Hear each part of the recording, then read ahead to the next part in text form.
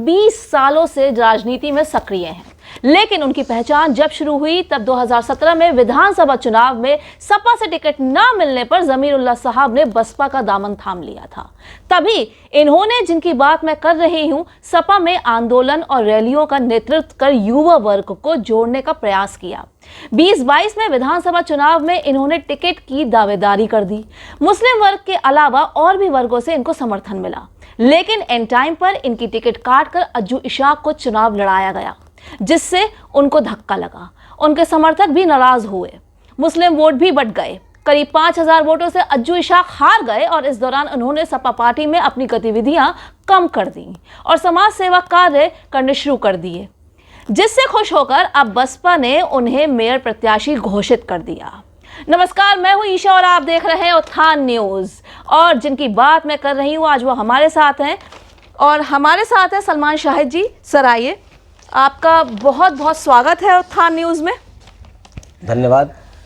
तो सर, पहले तो कॉन्ग्रेचुलेशंस कि आपको जो है मेयर प्रत्याशी बनाया गया और अब जो है आप बसपा से लड़ रहे हैं।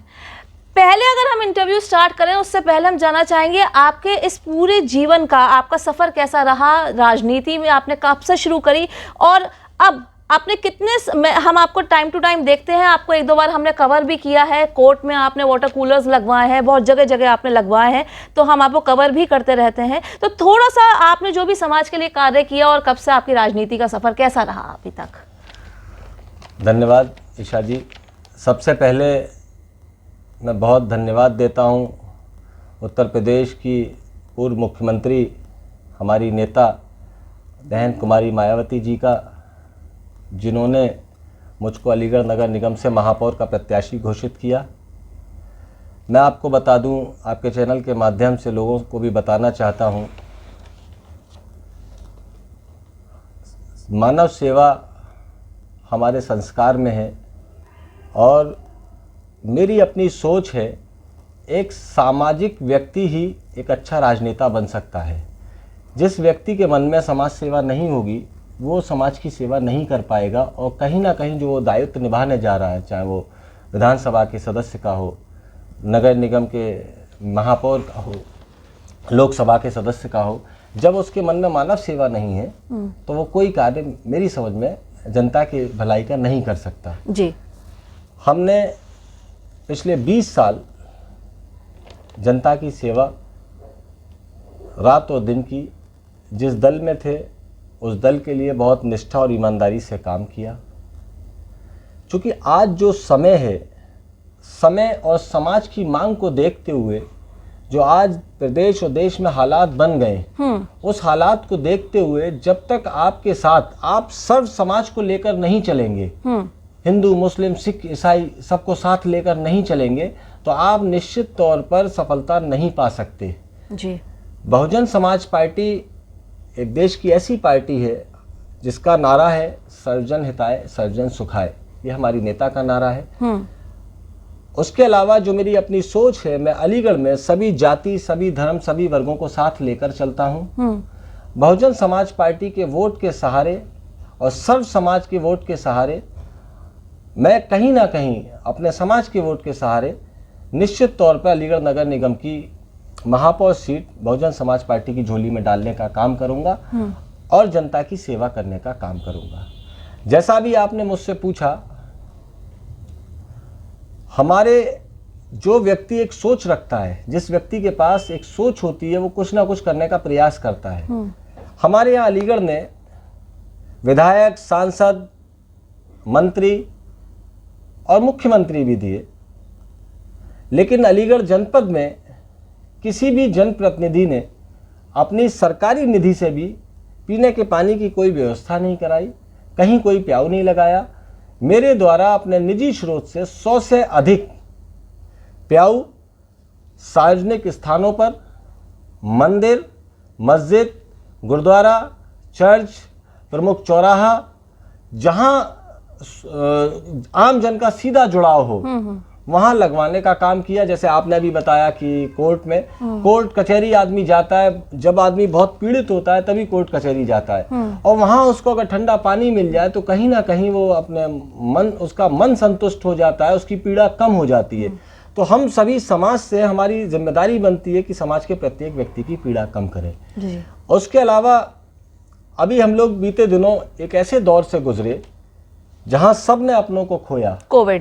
कोविड के दौरान अलग अलग तरह के चैलेंजेस थे। जब पहला कोविड आया तो पूरे देश को लाठी मार के घर के अंदर कर दिया गया। जो व्यक्ति एक दिन का राशन कमाता है और शाम को खा लेता है, अगले दिन फिर काम पर निकल जाता है, उस व्यक्ति को जब घर के अंदर बंद कर दिया जाएगा, उसका परिवार भूखा मर जाएगा। उस व्यक्ति के पास राशन है ये किसी ने नहीं सोचा, ना ही कोई जनप्रतिनिधि और या जो चुनाव लड़ने की इच्छा रखते हैं, चुनाव लड़ना चाहते हैं, वो घर से बाहर निकलकर उनकी उन्होंने मदद करने का काम नहीं किया। मेरे द्वारा 55,000 परिवारों को फर्स्ट कोविड में डायरेक्ट डोर टू डोर जाकर राशन उपलब्ध कराया गया। मेरे ऊपर 7 मुकदमे भी लिखे गए। लेकिन मैं किसी भी अच्छे काम के लिए, जो काम जनता की मदद के हैं, उनकी भलाई के हैं, मैं उन मुकदमों से नहीं डरता। उसके बाद जब दूसरा कोविड आया, उसमें चैलेंजेस अलग तरह के थे, वो बहुत घातक था। उस कोविड में लोगों के पास पैसा भी था, लेकिन सब कुछ होने के बाद भी वो उनके आंखों के सामने उनके अपने जा रहे थे। ऑक्सीजन नहीं थी। ऑक्सीजन की व्यवस्था के लिए तमाम ब्लैकमेलिंग चल रही थी। ऑक्सीजन का एक सिलेंडर जो 300 रुपए का रिफिल होता है, वो 1 लाख रुपए का बिक रहा था। लोग परेशान थे, अपने सामने अपनों को मरता हुआ देख रहे थे। मैंने घर घर जाकर ऑक्सीजन बांटने का भी काम किया। लोगों के पास, जिस व्यक्ति का भी मेरे पास फोन आया, मैंने उसको ऑक्सीजन, दवाएं, वेंटिलेटर, अस्पताल में एडमिशन कराने का काम किया। अलीगढ़ में तमाम जनप्रतिनिधि रहे और तमाम हैं, लेकिन निजी स्रोत से अगर डायरेक्ट जनता की मदद की बात की जाए तो मेरे द्वारा 4 निःशुल्क एम्बुलेंस चलाई गई हैं, जो क्षेत्र में घूमती हैं, लोगों की निःशुल्क मदद करती हैं, लोगों को अस्पताल से घर छोड़ती हैं, घर से अस्पताल छोड़ती हैं। हमारे आपके सबके बीच हमारे अपने हैं, ये सिस्टम है। आज हम हैं, कल हम नहीं होंगे। कहीं ना कहीं हमारे घर परिवार के लोग दूर दराज नौकरी भी करते हैं, रिक्शा भी चलाते हैं और व्यापार भी करते हैं। जब हमारा कोई अपना गुजर जाता है तो उसका आखिरी बार चेहरा वो देख पाए, तो शव सुरक्षित रखने के लिए जो डी फ्रीजर होते हैं, वो हमने 100 से अधिक रखवाने का काम किया, जिससे कोई भी व्यक्ति जो बाहर रह रहा है वो आखिरी बार अपने परिवार का चेहरा देख पाए।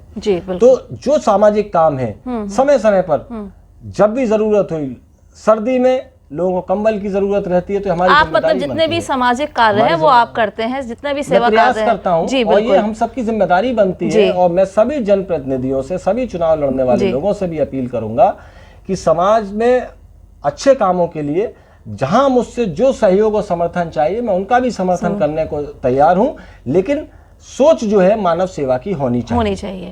अब मैं आपको बताऊं, जैसे आपने कहा कोविड में आपने बहुत लोगों की मदद की, बहुत अच्छी बात है कि आपने मदद की। एक इंसानियत के नाते, एक इंसान होने के नाते इंसानियत दिखाना हमारा फर्ज है। लेकिन कोविड में जो लॉकडाउन की आप बात कर रहे थे कि लॉकडाउन लगा दिया गया, तो लॉकडाउन अगर हम देखा जाए तो आप अगर और देशों से, डेवलप्ड कंट्रीज की बात कर रही हूँ, डेवलपिंग या अंडर डेवलप की बात नहीं कर रही, तो उससे अगर रेशियो कंपेयर करेंगे तो हमारा जो रेशियो है वो बहुत कम रहा था, जिसमें कि डेथ्स हुई लोगों ने अपने छुए पर, उससे बहुत कम हुई थी। लॉकडाउन का फायदा ये हुआ। दूसरी चीज की फ्री राशन भी बांटा गया था। आपने काम किया, उसके लिए आपको बहुत बहुत बधाई, आपने भी काम किया। अब मैं आपके अगले सवाल की तरफ चलती हूं। मैं आपकी एक बात यहीं रोकना चाहूंगा।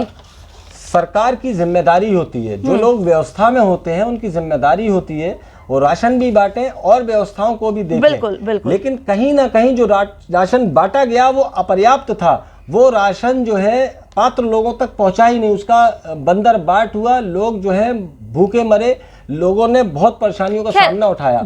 और दूसरे, जब आप लॉकडाउन की बात कर रहे हैं, जब कैजुअलिटी हो रही थी, जब जाने जा रही थी, जब लॉकडाउन की आवश्यकता थी, तब लॉकडाउन लगाया नहीं। जब कोरोना था ही नहीं हमारे देश में, जिस समय कैजुअलिटी हो ही नहीं रही थी, उस समय लॉकडाउन लगा दिया। तभी तो रुका था, तभी तो कोविड रुका था। खैर वो इशू दूसरा है, उस पर हम कभी और चर्चा करेंगे। लेकिन अभी जो इशू है वो इस समय मेयर प्रत्याशी के तौर पे दूसरे इश्यूज हैं, हमारे शहर के इश्यूज है। कोविड तो खैर निकल चुका है और अब फिलहाल थोड़ा सा चल रहा है, पर जल्दी ही चला जाए, दोबारा ना आए, तिवारा ना आए बल्कि हम कहेंगे।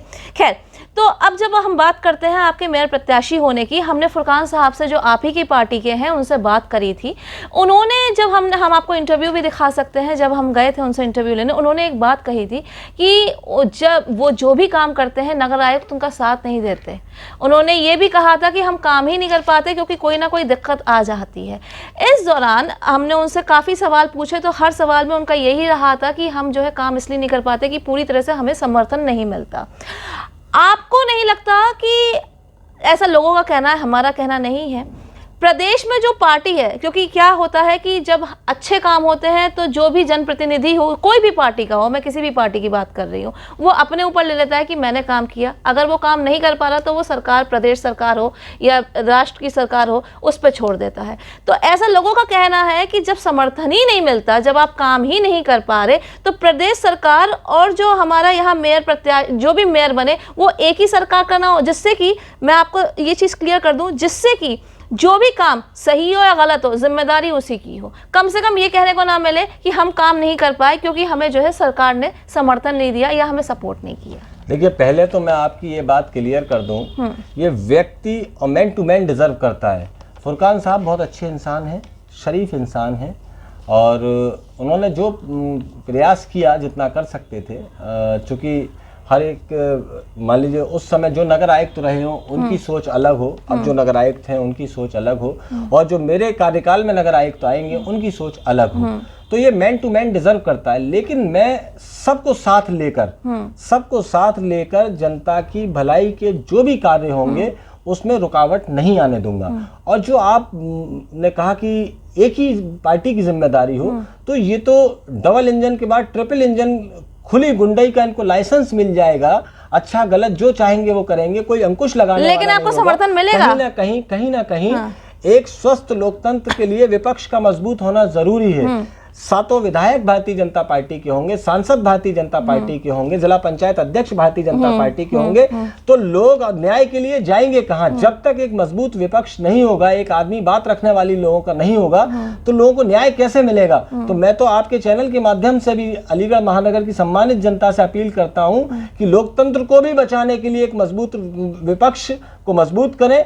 आज मौका है, बहन कुमारी मायावती जी ने मौका दिया है।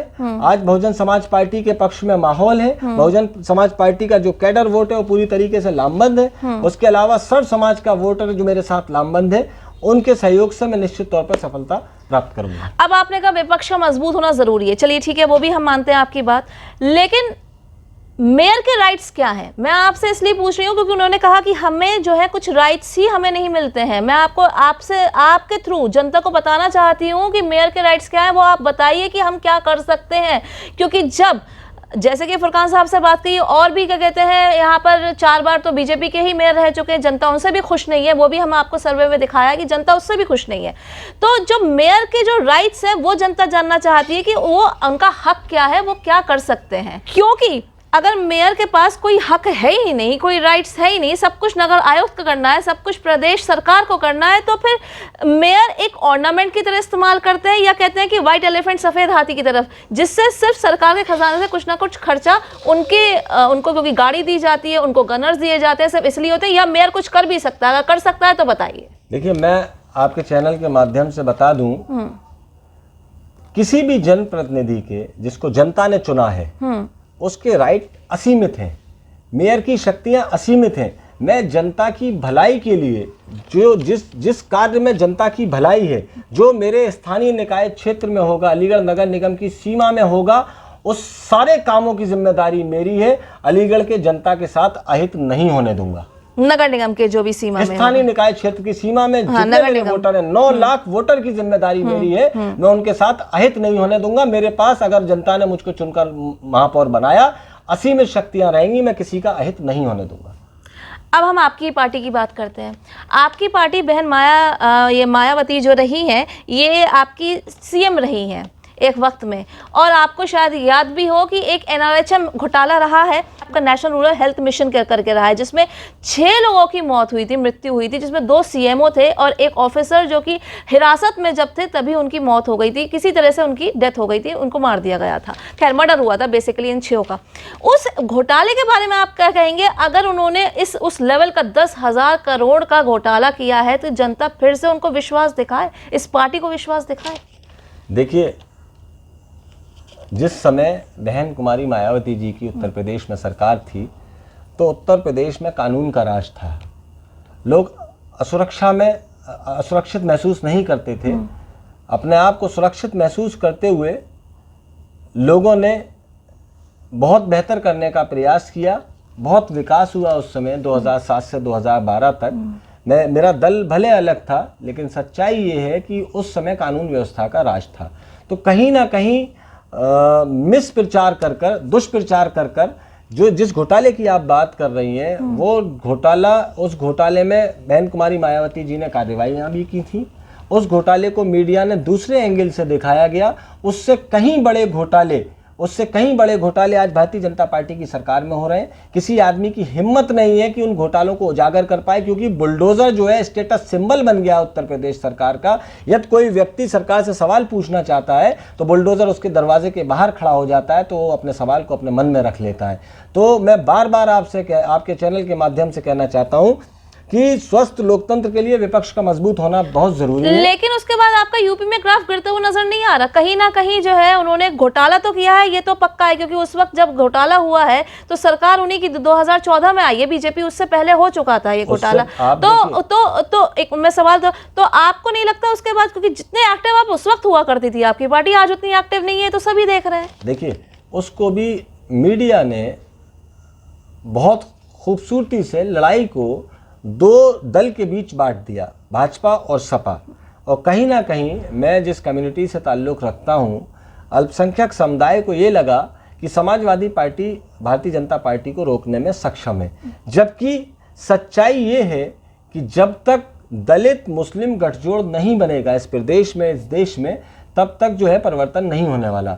समय और समाज की मांग को देखते हुए यदि अल्पसंख्यक समाज बहन कुमारी मायावती जी के साथ आकर बीएसपी को वोट करेगा तो परिवर्तन तय है और पार्टी का ग्राफ बढ़ना भी तय है। और रही बात घोटाले की जो आप बार बार कह रही हैं, तो 2014 के बाद से इतने बड़े बड़े घोटाले हुए पूरे एक घोटाला बता दीजिए। आप देखिए कितने लोग देश का पैसा लेकर भागे, इसको आप घोटाले का नाम नहीं देंगे। वो तो पहले से घोटाले आए हुए हैं ना, पहले के घोटाले हैं वो। भागे कब? तो उनको भागना पड़ा। वादा किया था कि काला धन वापस लाकर सबके खाते में पैसा नीरव मोदी के खाते में सिर्फ 300 रुपए छोड़े, ऐसा ना। उसके बाद ये कहाँ भागे? भारतीय जनता पार्टी की सरकार में तो भागे। एक आदमी थोड़ी भागा, सैकड़ों लोग भागे। और भागने वाले, यदि आप लोग मतलब सच्चाई के साथ नहीं आएंगे, आप लोग जो है नहीं, आप अपनी बात रखिए, हम बिल्कुल आपके सच्चाई के साथ हैं, बिल्कुल क्यों नहीं है। बता रहा हूँ, जब तक आप लोग सच नहीं दिखाएंगे तब तक चीजें परिवर्तित होने वाली नहीं है। आपको भी सच का साथ देना पड़ेगा। नहीं, बिल्कुल हम सच के साथ हैं, तो आप तो अपनी बात रखिए, तभी तो हम आपका इंटरव्यू कर रहे हैं। खैर,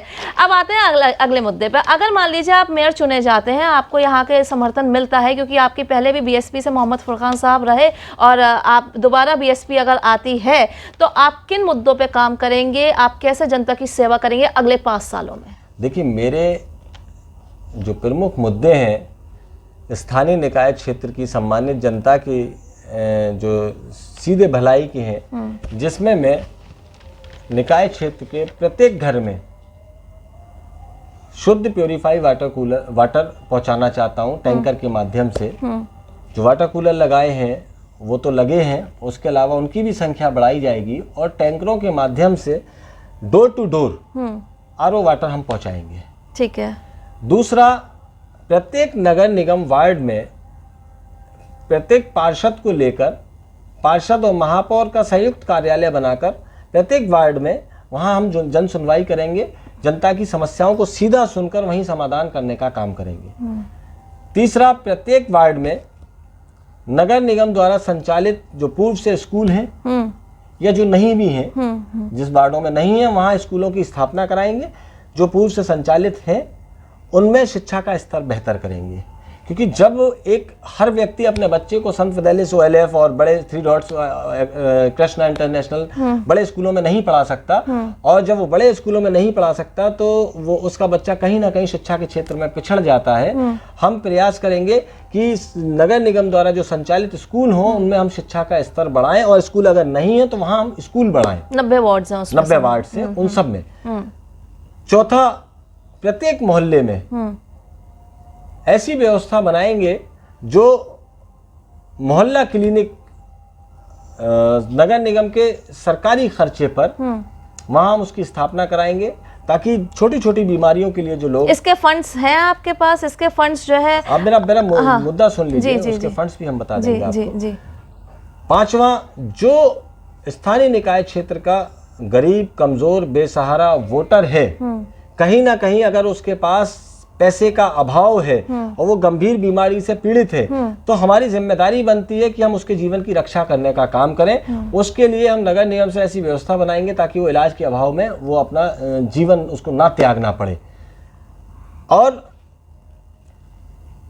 बेघर बेसहारा लोग, जो गरीब गुरबा लोग हैं, जिनके सर के ऊपर छत नहीं है, अभी व्यवस्था ये है कि डूडा के माध्यम से या प्राधिकरण के माध्यम से उनको आवास मिलते हैं, नगर निगम का कोई हस्तक्षेप नहीं होता। तो जब सिस्टम में आ जाएंगे तो ऐसी व्यवस्था बनाएंगे कि नगर निगम का डायरेक्ट हस्तक्षेप हो, स्थानीय निकाय का जो बेसहारा बेघर व्यक्ति है उसको वहां आवास मिले, ताकि उसके सर के ऊपर भी छत रहे। जी। आपने जो सवाल किया फंड, किसी भी संस्था को, चूंकि नगर निगम एक बोर्ड है, गवर्नमेंट बॉडी है, उसका एक बोर्ड है, महापौर उसका सभापति है, पार्षद जो है सभी माननीय सम्मानित सदस्य हैं, उन सबको साथ लेकर ये जो मैंने काम बताए, ये मेरे कोई व्यक्तिगत मेरा काम नहीं है, ये शहरवासियों की भलाई के काम है, जिसमें प्रत्येक वार्ड के, प्रत्येक समाज के, प्रत्येक व्यक्ति की भलाई इसमें छिपी हुई है कहीं ना कहीं। तो सबको साथ लेकर इन सारी चीजों को हम बोर्ड से पास कराएंगे। नगर निगम के पास पैसे की कोई कमी नहीं है, हमको कोई आवश्यकता नहीं कि हम किसी के पास जाएं, हाथ फैलाएं। नगर निगम के बहुत सारे सोर्सेज हैं, उनको बढ़ाया जाएगा, बहुत सारे खर्चे उन पर अंकुश लगाया जाएगा, और सबको साथ लेकर इन सारे कामों को किया जाएगा। जी बिल्कुल। अब हम आपसे बस एक आखिरी सवाल पूछते हैं कि आपने कहा फंड्स भी आपके पास हैं, आप फंड्स के काम करेंगे, आप सारी चीज़ें, आपको अभी तक, क्योंकि अभी तो आप काम कर ही रहे हैं और लगभग 1 महीना है चुनाव में, आपको कैसा, जनता की तरफ से आपको कैसे प्रतिक्रिया कैसे मिल रही है? देखिए, मैं तो जनता के बीच रहता हूँ और 20 साल से निरंतर निस्वार्थ जनता से कुछ मांगे बगैर मैं उसकी सेवा कर रहा हूँ। तो मुझे तो किसी से कोई मुकाबला नजर नहीं आ रहा, मुझे तो चुनाव एक तरफा नजर आ रहा है और बहुत बेहतर प्रतिक्रियाएं आ रही हैं। जब हम जनता के बीच जाते हैं तो सैकड़ों लोग मिलते हैं, वो बताते हैं कि आपने हमारा इलाज कराया था, आपने हमारे बच्चे का एडमिशन कराया था, आपने हमें राशन दिया था, कि आपने ये फला काम अच्छा किया था, हम लोग वहाँ पानी पीते हैं, हमारे परिवार का कोई एक्सपायर हो गया था, आपने एम्बुलेंस भेजी थी, आपने शव सुरक्षित रखने का डिफ्रीज़र भेजा था, आपने कंबल दिया था, आपने रज़ाई दी थी, आपने ऑक्सीजन का सिलेंडर दिया था। तो जब हम निरंतर 20 साल से लोगों के बीच हैं, लोगों की भलाई का काम कर रहे हैं, तो कहीं ना कहीं एक नेता के साथ उसकी अच्छाई और बुराई दोनों चलती हैं। बुराई तेजी से चलती है, अच्छाई स्लो स्लो चलती है। तो इसलिए अच्छाई का दायरा बढ़ा दीजिए ताकि जो है उसकी स्पीड अपने आप बढ़ जाए। बिल्कुल सही। तो आप इसी के साथ हम अपना इंटरव्यू जो है यहाँ पर समाप्त करते हैं, लेकिन हम सलमान शाहिद जी को फिर से एक बार ज़रूर पकड़ेंगे इनके बिजी शेड्यूल में से, और अब की बार हम क्षेत्र में देखेंगे कि ये कैसे काम कर रहे हैं, वहाँ के लोगों से भी बातचीत करेंगे। आपको भी अगर सलमान शाहिद जी से कोई भी सवाल करना है तो आप हमें व्हाट्सएप कर सकते हैं दिए हुए नंबर पर, या फिर ईमेल कर सकते हैं, या डायरेक्टली इस लिंक पर भी आप कमेंट करके हमसे पूछ सकते हैं। इसी के साथ आपका बहुत बहुत धन्यवाद सलमान शाहिद जी, और हम उम्मीद करते हैं कि आप ऐसे ही अच्छे काम करते रहे लोगों के बीच। और आप अगर कुछ कहना चाहें जनता से तो आप जरूर अपील कर सकते हैं। मैं आपके चैनल के माध्यम से अलीगढ़ महानगर क्षेत्र की, स्थानीय निकाय क्षेत्र की सम्मानित जनता से अपील करता हूं कि मैं सलमान शाहिद, आपका बेटा, आपका भाई, आपके हर दुख सुख एवं संघर्ष का साथी, आपसे अपेक्षा करता हूं कि 11 तारीख को हाथी वाले बटन के सामने मोहर लगाकर, हाथी वाला बटन दबाकर मुझे भारी बहुमत से विजयी बनाकर शहर के विकास में अपना योगदान दें। धन्यवाद। जय हिंद, जय भारत। बहुत बहुत धन्यवाद Salman ji, thank you so much for watching Utthan news. मेरी सहयोगी जूही के साथ ईशा उत्थान।